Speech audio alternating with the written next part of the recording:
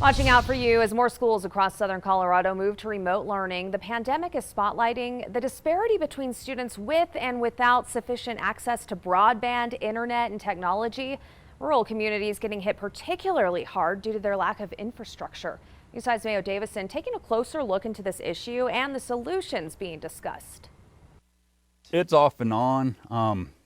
Sometimes it works, sometimes it doesn't. Brian Ohop and Susanna Rowland live in rural Ellicott, where there aren't too many options for internet service providers. We have hardline internet, which the weather shouldn't affect us, but we're still having issues with it. Which makes it hard for their son Shane, who's in middle school, to do his schoolwork. Wednesday and Thursday, I couldn't do nothing, so I think my grades at least dropped a lot in all my classes. The family has CenturyLink with few issues in the past, but now with more people at home and kids remote learning, they've been struggling with connectivity. With this homeschooling and everything else and everybody staying home for the COVID, I guess everybody is on the internet so much that it's slowing down. Next door, Erica and her two sons experiencing similar issues. And we finally got CenturyLink, so it's improved, but the speeds are at best during busy times, not very good. Slow speeds causing Cameron and Ethan, both 11th graders at Ellicott High School, to experience trouble completing their assignments. We'll get kicked off,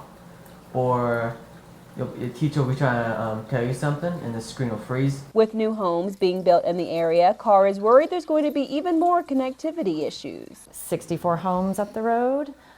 There's now going to be, what do we have? 32 new homes going right behind us. Where's all that data going to go? How are they going to support that? Ellicott Middle School teacher Matthew Booth says the biggest issue for their families is that there's only one internet service provider. They either can pay the price set by that provider or not have internet.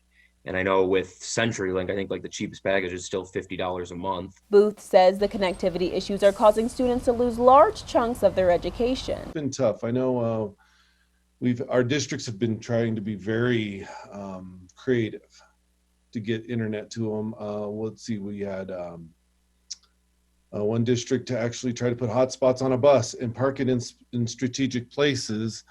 And that didn't work as well as we hoped. Larry McDowell, Director of Technology for Pikes Peak Board of Cooperative Education Services, says the broadband and technology disparity has always been a problem, but now with more remote learning, it's worse. The lack of existing infrastructure causing spotty signal for hotspots and technology, but a problem not easily fixed.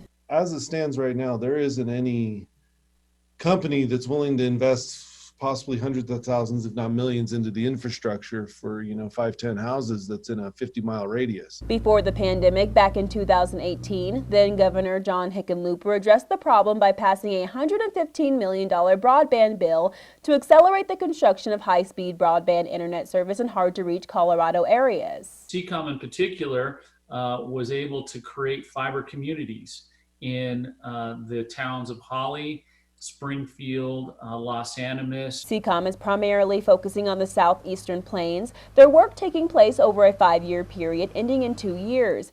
In the meantime, earlier this month, Colorado lawmakers passed a $20 million broadband bill to help districts provide service and technology to students and staff. This bill was designed to stop the learning loss that's occurring, and it is not seen as really the long-term solution. The bill prioritizing rural areas often experiencing the most connectivity issues and device needs. Those that have access problems because they have families who are